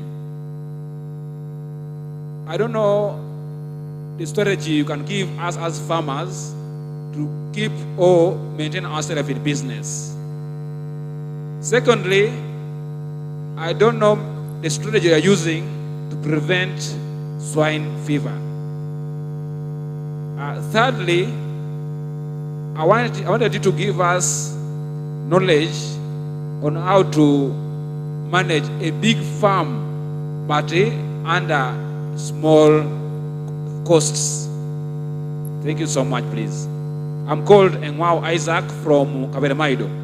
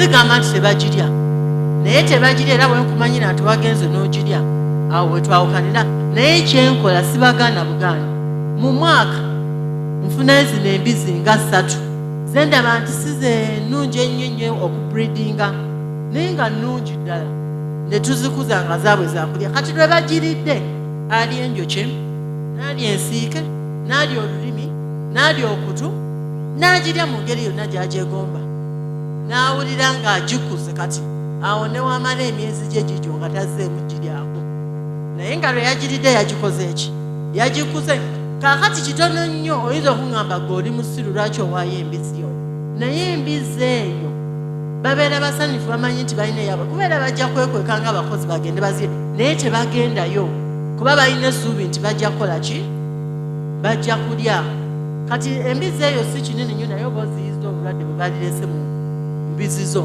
kuba trust me mwenna abalunda embizi zammwe zifudde bakozi be baleeta obulwadde mwenna njagala babuulira bakozi kyekimu kukireeta obulwadde kubamu zammwe bagenda ne balya ennyama ate jjukira bwe zirwala obulwadde ziba nnyingi nnyo ate ennyama eba cheap bw'ava eri n'alya amaze okulya n'ayingira kaakati n'ekirala kye tukola okuziyiza swine fever bw'oba oyingira mu faamu yo mbeegayiridde mubeere ne overall omukozi ayingira mu mbizi bw'atuuka okuyingira wano akyuse mu overall y'embizi ne w'oteekawo akabaati n'okakoona katono kati bw'akyusizaawo bw'abeera avaayo engoye zikola mu mbizi ng'azijjamu ne gambutusi ng'ayambala ebirala ng'afuluma ng'agenda akola ebibye kati bw'atuuka okudda oba akomyewo zikebera ziwa amazzi zikola biki ng'addamu ng'ayingira si kyamaanyi nnyo ovula eyo ya nusu oba 2 naye ejja kutaasa faamu yo gambutusi gumu kitundu nezijja taasa faamu yo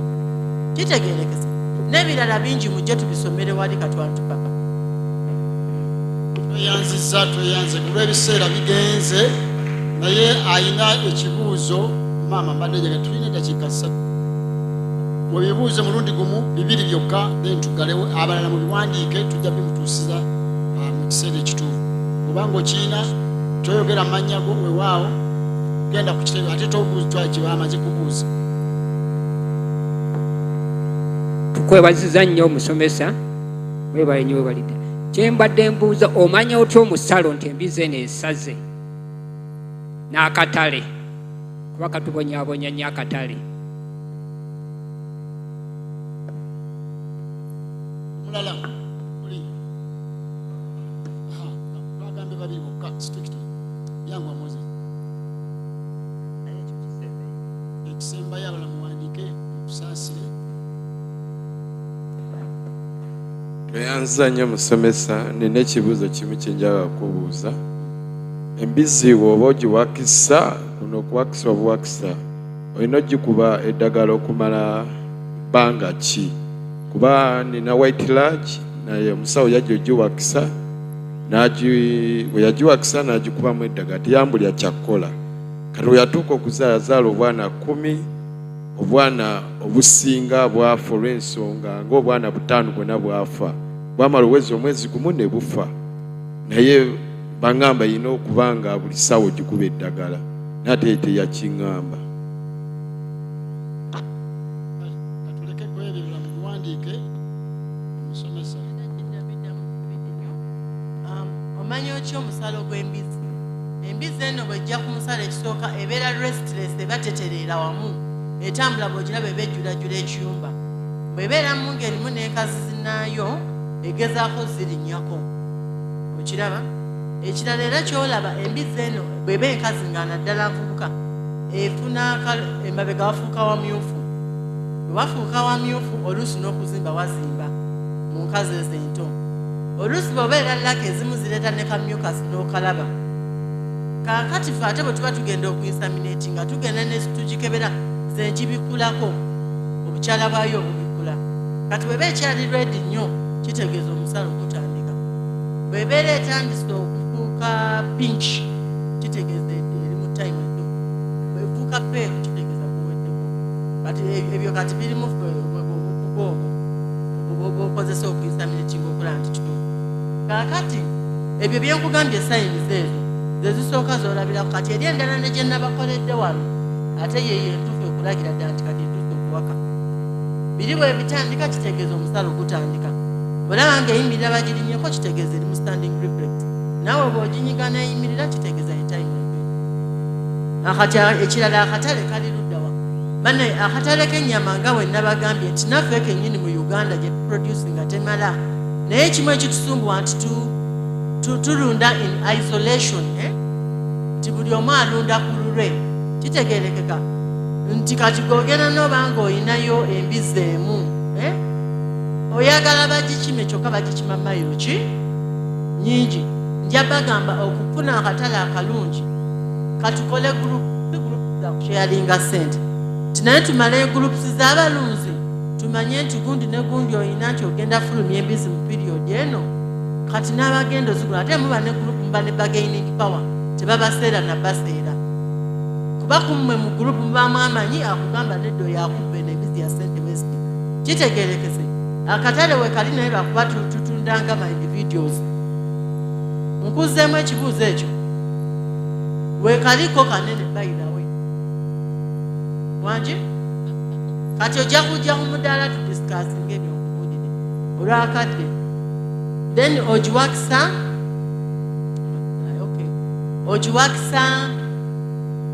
n'ogikuba empiso oyo yagiwakisa kati omanyi lwaki obwana obwo bwafa mujjukira endwadde ezimu ze nabagambye ezisumbuye ennyo embizi tufunye obulwadde bwa pavo busumbuye ennyo nnyo embizi ezo ng'ate ebimu byava kuba nti tutambula baba bagenda kukozesa eno neri tetwali tetuvacinatinga naye kati vaccine zizize ennaku zino weeziri mu Uganda kaakati ekyo kyeyakola maybe teyali gikubye empiso koolo naye ate nga sisuubira nti ekyavaako obwana okuba tekirina wekikwatira na bwana kuba kuba obwana obuba wasooka ne bubaawo obwana obwo senga bwafiira mu lubuto ne tufuna mamis babiyita mamification bivamu nga bikazeekaze bwebiti bwe bufiira mu lubuto ate era naye ensonga eba ndala seeyo eyo y'okuba nti yagikuba empiso ey'okugikuba empiso si ye yabutta maybe kisinzira eddagala lyabo kuba waliwo eddagala lye tutakuba mbizi zirimawako nga bonna olikuba lisobola neggwako okuvaamu oba ne lireeta ekizibu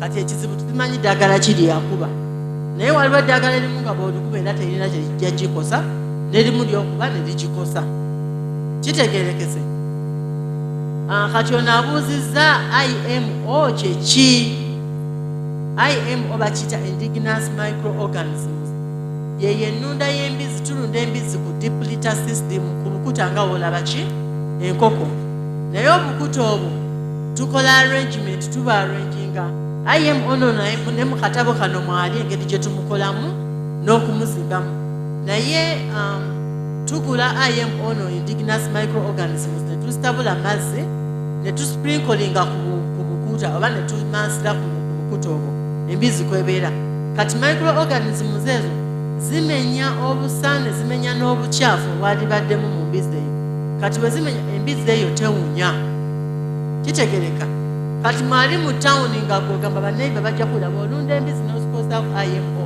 naddala ku small scale kyangwa maybe fe abali ku large scale kimenyamu tekisoboka bulungi ate n'oli ali committed era asobola okukikola naye bw'okola abali mu tawuni eyo ennunda gye muba mukozese IMO n'owanneiba oli tawera embizi n'oba ogirundira awo oba oli emmere wano ng'oli tamanyi nti n'embizi weeri newezimalawo wano ennaku 5 ng'ali tukoze IMO oyinza n'okwewunya nga towulidde wadde kawunyi ku mbizi ezo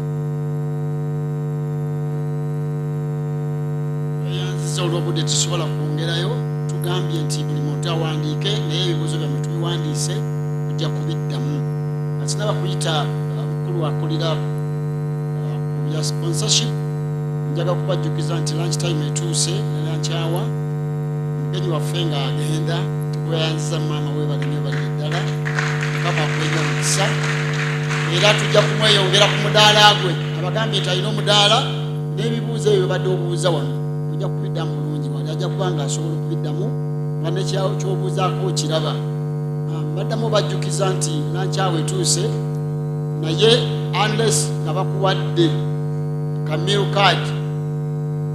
kadi agondoza mwaka pameka bakayina mwewe njogerako miru kadi eyo okusobesa okugenda ku line ofune ekyokulya era abo banga tonagifuna wechekinga olabe registration yabadde egamba ki. Era after nga lunch hour ewedde tujja kukomawo wano essaawa zetukomako wano zijja kuba ssaawa 8:30 nga tuli wano ffenna tuleme okutta akaseera konna ke tuyina. Mulaba ebibuuzo badde bingi, ekimu kyonna kibadde kyeraakisanga mu bayizi balungi.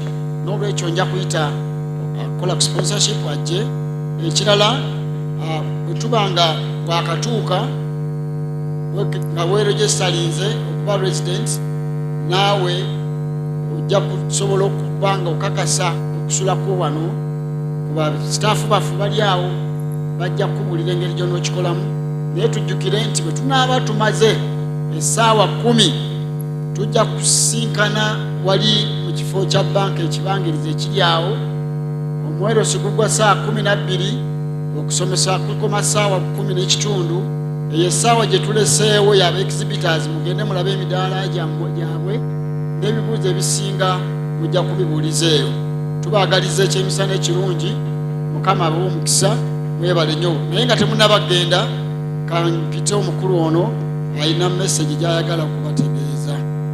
Yes, tuyanzege. We are really grateful. Bamekanga session eyo yakoze bulungi. Omusomesa waffe Esther tumukubira engalo ez'amaanyi. Eddakiika 3 tugenda kusooka mu kulambula, then ku lunch tugenda gendayo saa 7 n'ekitundu. Saa 7 n'ekitundu. Yes. Tujja kulanga ku bizindaalo wabweru tubalagirire gye mugenda okuliira emmere. So tugenda sooka kulambula, tugende n'omusomesa waffe, waliwo n'abangi abalala abolesa. Tukikolera endowooza essaawa emu okuva kati paka saa 7:30. 7:30 tugenda tulya ekyemisana paka 8:30 ate tujja kusobola okudda mu kifo kino. Osabiddwa omukyala obutaleka nsawo y'omabega kubanga tuddamu lunch hour. Toleke ensawo mu kifo. Abantu bagenda kuba batuulamu muno. Aba lunch hour baawuka kuba babaddemu. A quick one, twagala ku appreciating abantu abawagidde omulimu guno. First Christian Bank tujikubireko engalo. First Christian Credit Finance Limited, Diamond Trust Bank tubakubireko engalo ez'amaanyi. Twagala kwebaza Global Vet Uganda Limited, Impact Sales Uganda Limited nabo tubakubireko engalo ez'amaanyi. Centenary Bank, Capital Chicken nabo tubakubireko engalo ez'amaanyi.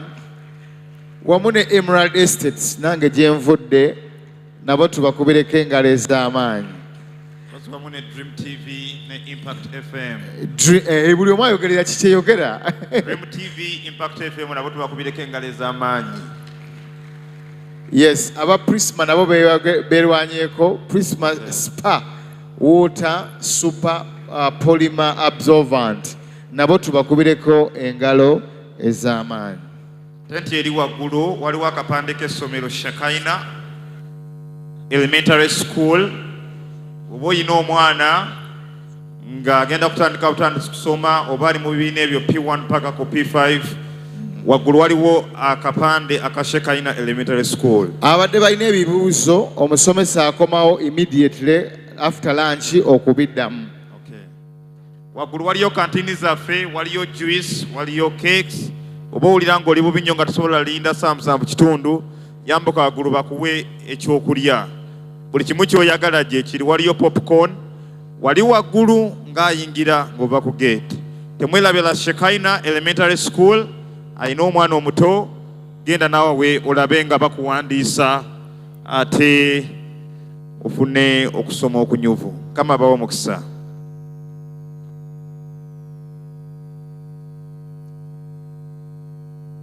Kale katugenda mu lunch hour.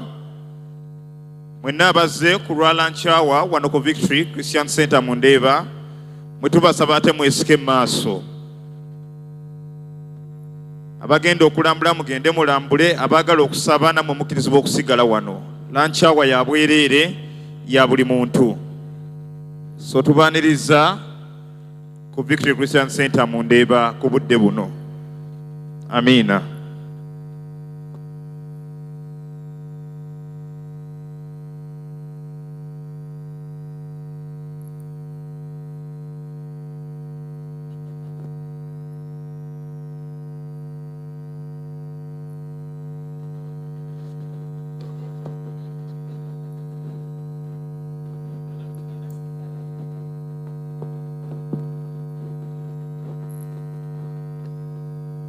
Mukama yeebazibwe. Tubasanyukidde mwenna abazze mu lunch hour.